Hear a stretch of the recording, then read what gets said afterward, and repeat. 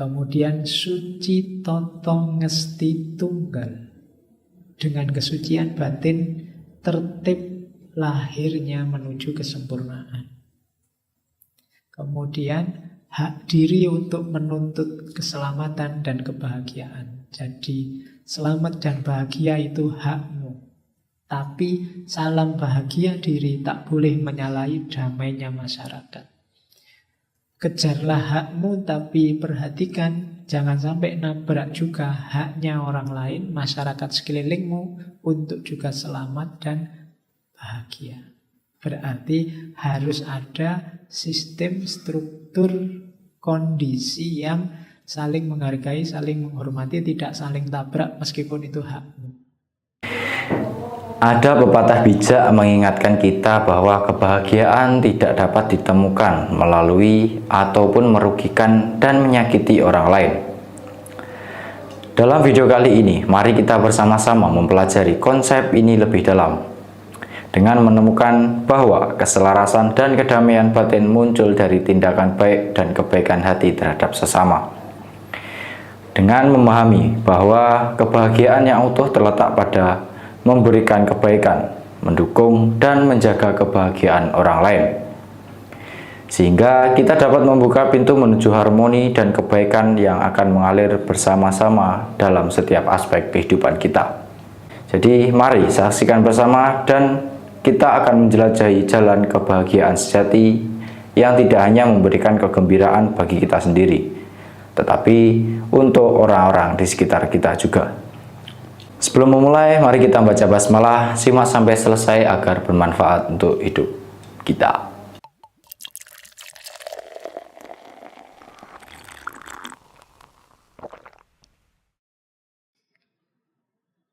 Nah, ini ada namanya fatwa sendi hidup merdeka. Isinya banyak dipakai orang untuk quotes-quotes dari beliau Ki Hajar. Yang pertama, lawan sastro ngesti mulya. Dengan pengetahuan kita menuju kemuliaan. Jadi mulianya hidupmu itu karena pengetahuan, karena ilmu. Berarti apa? Hidupkan ilmu, hidupkan pengetahuan, kita akan jaya, kita akan mulia. Yang kedua, sastro herjendro yuningrat pangruwating diyu. Ada yang meringkas sastro jendro hayuningrat. Maknanya apa? Ilmu yang luhur akan menyelamatkan dunia serta melenyapkan kebiadaban. Kemudian suci toto ngesti tunggal. Dengan kesucian batin tertib lahirnya menuju kesempurnaan. Kemudian hak diri untuk menuntut keselamatan dan kebahagiaan. Jadi selamat dan bahagia itu hakmu. Tapi salam bahagia diri tak boleh menyalahi damainya masyarakat. Kejarlah hakmu tapi perhatikan jangan sampai nabrak juga haknya orang lain, masyarakat sekelilingmu untuk juga selamat dan bahagia. Berarti harus ada sistem, struktur, kondisi yang saling menghargai, saling menghormati, tidak saling tabrak meskipun itu hakmu. Selanjutnya, kodrat alam penunjuk untuk hidup sempurna. Tadi pendidikan yang mengejar kesempurnaan hidup, kuncinya ada di kodrat alam, situasi aslimu, kebudayaanmu. Kemudian alam hidup manusia adalah alam hidup berbulatan. Kita dan manusia yang lain itu saling bersentuhan, saling mempengaruhi. Jangan dikira kalau kamu jelek, biar saja saya jelek Pak, kan saya tidak mengganggu orang lain, tidak merusak orang lain. Dengan kamu jelek saja, lingkungan sekelilingmu akan tercemar. Maka hati-hati. Karena alam hidup manusia adalah alam hidup yang berbulatan. Dengan bebas dari segala ikatan dan suci hati, berhambalah kita kepada Sang Anak. Mengajar harus tulus, mendidik harus tulus. Terus, waktunya mepet. Tetap, mantep, antep. Ini, kalau kamu ingin hidup merdeka harus tetap. Jadi tetap itu ya stabil. Mantep. Jadi mantep itu kemantapan hati. Antep. Antep itu nilai diri yang berat, berkualitas, lahir dan batin. Jadi diawali dari tetap, kemudian kita akan mantep. Kalau sudah tetap dan mantep, kita akan antep. Ketetapan hati, kemantapan, dan kualitas. Ada lagi yang kedua, ngandel, kendel, bandel, kandel. Yes, Jawa kabeh istilah wis. Ngandel itu percaya, kendel itu berani, bandel itu tahan banting, kandel berkualitas. Kalau kamu punya kepercayaan, ngandel. Jadi punya rasa percaya diri. Kemudian kendel, berani. Tidak minder. Serius mau berjuang, itu berani. Bandel, tahan banting. Tahan uji.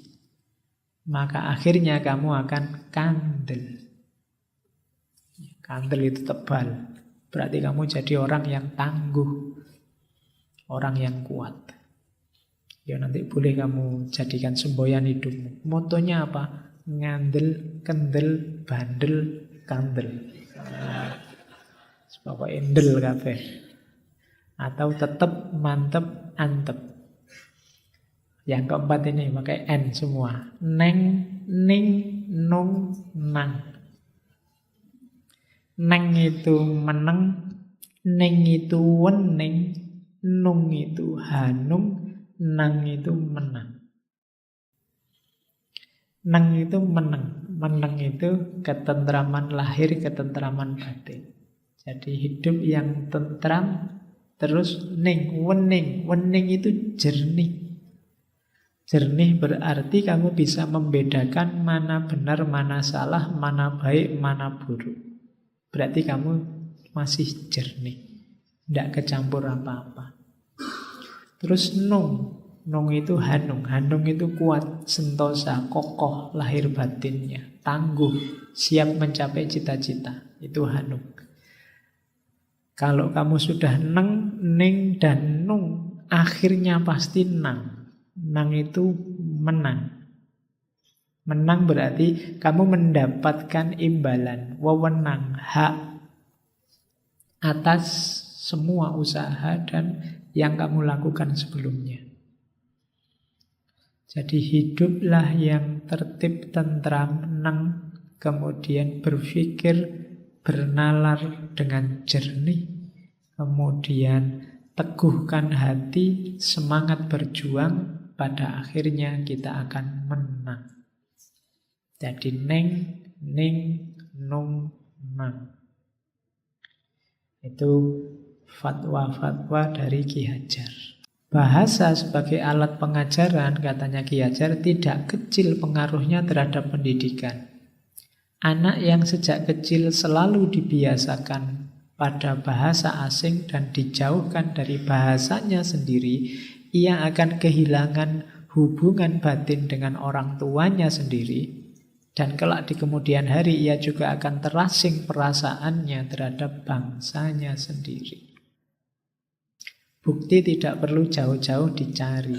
Kalau ada anak muda yang lalu sombong sampai berani melukai perasaan orang tuanya maupun bangsanya, itulah buah pengajaran dan pendidikan yang tidak berdasarkan kebangsaan.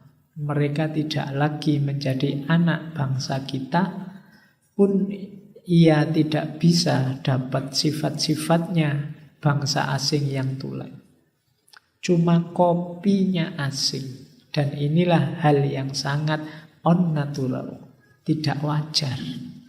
Pendidikan kita harus dan hendak memberi perasaan penuh terhadap kebangsaan.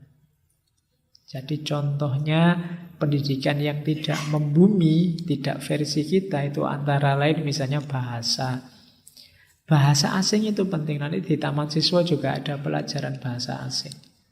Tapi dia kan bukan menu utama. Menu utamanya harusnya ya bahasa kita, bahasa nasional.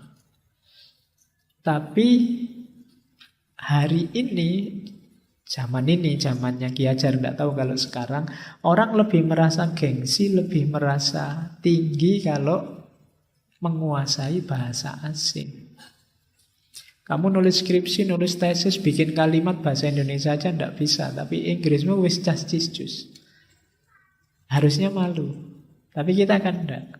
Sing pinter bahasa Inggris, mungkin bahasa asing yang lain, Jerman, Arab, Cina. Kamu bisa merasa lebih besar, lebih tinggi, lebih sombong.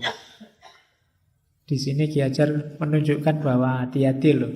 Kalau kamu terlalu banyak muatan asingnya, kamu akan kehilangan kepekaan, kehilangan rasa terhadap bangsamu.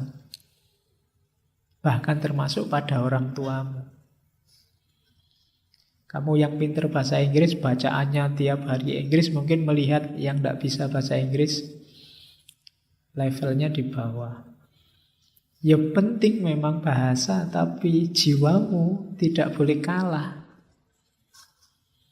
Bahwa kamu orang Indonesia harus punya komitmen kebangsaan. Rasa kebangsaanmu jangan hilang. Jadi itu contoh bagaimana tadi pendidikan yang kurang pas untuk bangsa Indonesia. Terus ada beberapa tulisan dari beliau tentang sistem pendidikan yang disarankan. Antara lain sistem asrama. Kita kenalnya sistem pondok kalau hari ini. Kenapa? Karena pendidikan kan harus ada muatan karakternya. Itu biasanya muatan karakter ini lebih efektif kalau antara guru dan muridnya hidup bersama.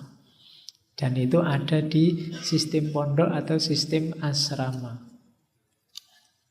Jadi, dan ini katanya Ki Hajar, tidak cuma belakangan ada di Indonesia, nenek moyang kita dulu juga modelnya seperti ini. Mulai zaman dulu hingga sekarang kita punya rumah pengajaran yang juga jadi rumah pendidikan. Yaitu kalau sekarang pondok pesantren, kalau zaman Kabudan dulu, zaman Buddha, dinamakan pawiyatan atau asrama. Adapun sifatnya pesantren atau pondok dan asrama yaitu rumahnya kiai guru atau Ki Hajar yang dipakai untuk pondokan santri-santri dan buat rumah pelajaran juga. Di situ guru dan murid setiap hari siang malam berkumpul jadi satu. Maka pengajaran dengan sendirinya selalu berhubungan dengan pendidikan. Jadi kalau menurut Ki Hajar, pengajaran dan pendidikan itu beda. Kalau pengajaran itu hanya nambah isi wawasan, kalau pendidikan itu menanamkan karakter juga. Bisa mungkin kalau guru sama murid ini bareng terus. Tentang bedanya pendidikan barat dengan pendidikan nasional. Ini di beberapa tulisan beliau mengkritisi pendidikan barat. Meskipun nanti lembaga taman siswa itu banyak diinspirasi antara lain oleh beberapa institusi. Ada tokoh yang dianggap menginspirasi Ki Hajar, misalnya Marie Montessori yang dari Italia, kemudian Rabindranath Tagore dari India, termasuk juga seorang filosof pendidikan dari Jerman namanya Froebel. Nah, tapi Ki Hajar ini kan kritis. Jadi mengambil Marie Montessori juga tidak dijiplak 100%. Ngambil Froebel juga tidak dijiplak 100%. Meniru Santiniketannya Rabindranath Tagore juga tidak dijiplak 100%. Beliau ingin mengembangkan yang versi Indonesianya. Nah, apa kritik beliau terhadap pendidikan Barat? Bagaimana pendidikan secara Barat itu akan dasar-dasarnya saja di situ sudah terdapat hal-hal yang ganjil. Adapun dasarnya pendidikan Barat itu yakni recht, tuch, dan orde. Perintah, hukuman, dan ketertiban. Kalau dosenmu cara ngajarnya perintah, hukuman, dan ketertiban, berarti dosenmu kayak Barat. Tugasnya ini ya, kalau yang tidak ngumpul nanti sanksinya nilaimu jatuh. Nah, absen harus 75%. Perintah, hukuman, dan ketertiban. Terutama dalam prakteknya. Maka didikan yang demikian itu lalu berlaku sebagai perkosaan atas kehidupan batin anak-anak. Apa yang jadi buahnya? Anak-anak yang rusak budi pekertinya, disebabkan selalu hidup di bawah paksaan dan hukuman yang biasanya tiada setimpal dengan kesalahannya. Kalau menjadi orang tua, ia tiada akan dapat bekerja kalau tidak dipaksa, kalau tidak ada perintah. Kalau kita meniru saja cara yang semacam itu, tiadalah kita akan bisa membentuk orang yang punya kepribadian. Mungkin kalau kalian sering mengeluh, Pak, saya itu kok males ya Pak. Kalau nggak diperintah oleh guru, nggak diperintah oleh dosen, itu ya nulis ya males, moca ya males. Kalau nggak terpaksa, nggak gerak. Mungkin ada yang salah dengan sistem pendidikan. Mungkin kalian terbiasa harus diperintah, harus diancam ada hukumannya, baru gerak. Sehingga ketika tidak ada orang yang merintah, tidak ada orang yang ngancam kamu ya nggak ngapa-ngapain. Males mau ngapa-ngapain. Kamu merasa kalau tidak ada hukumannya, tidak ada efeknya apa-apa, tidak jalan juga tidak apa-apa. Akhirnya kamu males. Nah, itu mungkin ada andil dari sistem pendidikan yang keliru. Nah, yo termasuk dasarnya gue yo memang males. Tapi sekarang kamu punya alasan untuk malesmu. Wah, ini jangan-jangan salah sistemnya, Pak. Mungkin ngono sekarang kamu ya. Ya, kalau kamu ngerti itu satu kesalahan, ya kamu fight melawan dirimu sendiri, jangan males. Kuncinya kan di situ. Oke. Nah, ini tambahannya. Sistem pendidikan dan pengajaran secara Eropa itu sangat mengabaikan kecerdasan budi pekerti hingga menimbulkan penyakit intelektualisme, yakni mendewa-dewakan angan-angan.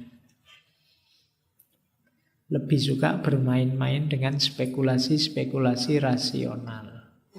Sifatnya kebanyakan hanya kognitif. Jadi itu kita menyebutnya hari ini positivistik. Ini gaya Eropa. Semangat mendewakan angan-angan itu yang lahir apa? Dua.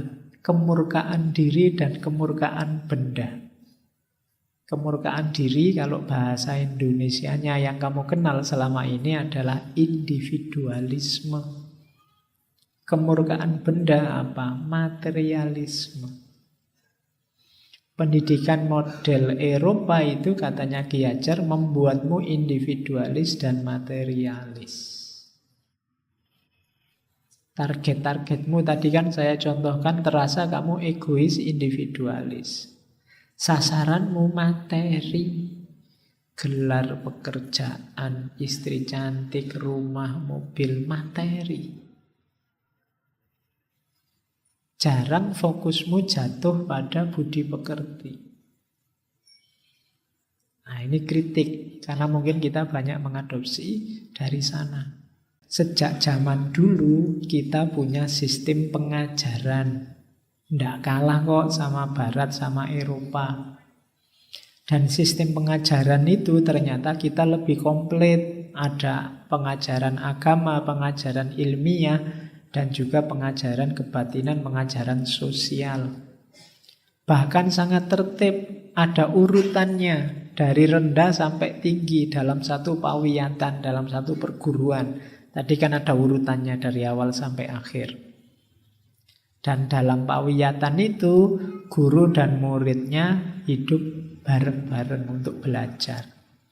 Tiap murid dari tingkat yang di atas, pada gilirannya akan jadi pengajar murid yang level bawah. Oh, ini kan sistem kaderisasi pendidikan yang luar biasa.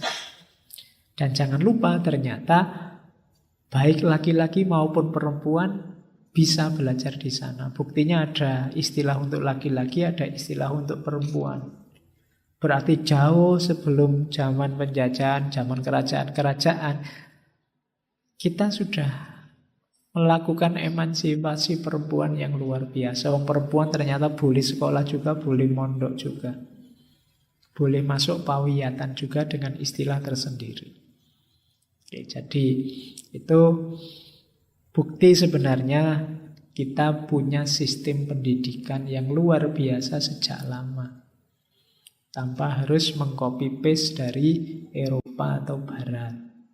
Asasnya taman siswa menurut Ki Hajar. Nanti kalian dalami sendiri ya satu-satu.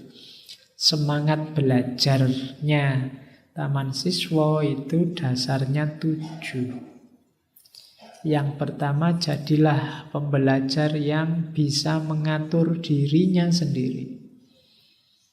Kalau kalian kuliah, kalian sekolah, kalian belajar, jadilah pribadi yang bisa mengatur dirinya sendiri. Bukan pribadi yang nunggu diatur, nunggu diperintah. Yang kedua, kemerdekaan batin, pikiran, dan tenaga. Yang ketiga, pahami, sadari, hidupkan kebudayaan sendiri. Yang keempat, bangun pendidikan yang merakyat. Tadi penjelasannya di depan. Yang kelima, percaya dan bersandar pada kekuatan sendiri. Ini pendidikan yang mandiri. Yang keenam, membelanjai diri sendiri. Jangan tergantung pada siapapun di luar dirimu. Karena begitu kamu tidak membelanjai diri sendiri, berarti kamu dibelanjai orang lain. Kalau kamu dibelanjai orang lain, kamu tergantung padanya. Kalau kamu tergantung padanya, kamu tidak mungkin jadi merdeka, batin, pikiran, dan tenagamu. Tidak mungkin kamu percaya diri pada dirimu sendiri, wong buktinya kamu dibelanjai orang lain. Tidak mungkin kamu bisa membangun kebudayaanmu sendiri karena kamu tergantung yang lain yang membelanjai. Dan yang ketujuh, ketulusan, keikhlasan, kesucian hati untuk mendidik, untuk dekat dengan anak. Ini 7 asas pendidikan yang dikembangkan oleh Ki Hajar dengan taman siswanya. Sistem pendidikan model asrama zaman dulu, level-levelnya. Saya tidak tahu kalian ngerti apa enggak, level ini pernah dengar apa enggak. Tapi ini zaman dulu begini, ada level taman kanak-kanak. Taman kanak-kanak namanya indung-indung, orangnya yang belajar di TK. Naik sedikit lagi namanya taman muda. Taman muda itu kalau laki-laki namanya ulu guntung, kalau perempuan namanya ubon-ubon. Kalian ini masuk ini sebenarnya. Yang mahasiswa itu masih ulu guntung sama ubon-ubon. Kalau sudah dewasa namanya cekel. Kalau laki-laki, kalau perempuan dunyik. Nanti ada taman guru. Ini yang belajar jadi guru. Kalau laki-laki namanya cantrik, kalau perempuan namanya mentrik. Cantrik ini nanti di resepsi dalam bahasa hari ini kita kenalnya jadi santri. Kalau kalian sudah nyantri lama, sudah mulai membantu ustadz. Sekali-sekali ngajar. Nah, itu kalau laki-laki namanya manguyu, kalau perempuan namanya sontrang. Kalau sudah ngasisteni guru lama, kamu bisa jadi guru sendiri. Kalau laki-laki namanya jejanggan. Kalau perempuan namanya bidan. Kalau guru sudah senior, sudah mantep ilmumu, maka kamu naik level jadi Ki Hajar. atau level pendeta. Kalau zaman Kabudan, pendeta itu ada yang hanya ngajar namanya Dwijawara, ada yang sudah nyufi, sudah tirakat saja, semedi, namanya wiku. Ada yang bekas pejabat, bekas raja, namanya begawan. Kalau dari asing namanya resi. Itu sekedar tahu saja bahwa dulu ada itu. Sekarang kan kamu ngertinya ya pokoknya TK, SD, SMP, SMA, kemudian gelar SH, SAG, ST, dan lain sebagainya. Setiap orang menjadi guru, setiap rumah menjadi sekolah. Ini kemarin yang menginspirasi, kita sering pakai kalimat ini. Pendidikan tak berhenti di bangunan sekolah saja, tapi juga di rumah, di jalan, dan di mana-mana. Jadi ini aslinya quote ini dari Ki Hajar Dewantara. Jadikan setiap orang guru, jadikan setiap rumah sekolah. Jadi kenapa? Ya karena pendidikan jangan berhenti di sekolah saja. Di sekolah banyak formalitasnya. Segala tempat harus jadi sekolah. Setiap orang bisa jadi guru. Belajarlah tanpa melihat batas-batas. Oke, itu kalimat 2 bulan sebelum beliau meninggal. Kalau suatu ketika ada orang yang meminta pendapatmu, apakah Ki Hajar itu seorang nasionalis, radikalis, sosialis, demokrat, humanis, ataukah tradisionalis? Maka katakanlah bahwa aku hanyalah orang Indonesia biasa saja yang bekerja untuk bangsa Indonesia dengan cara Indonesia.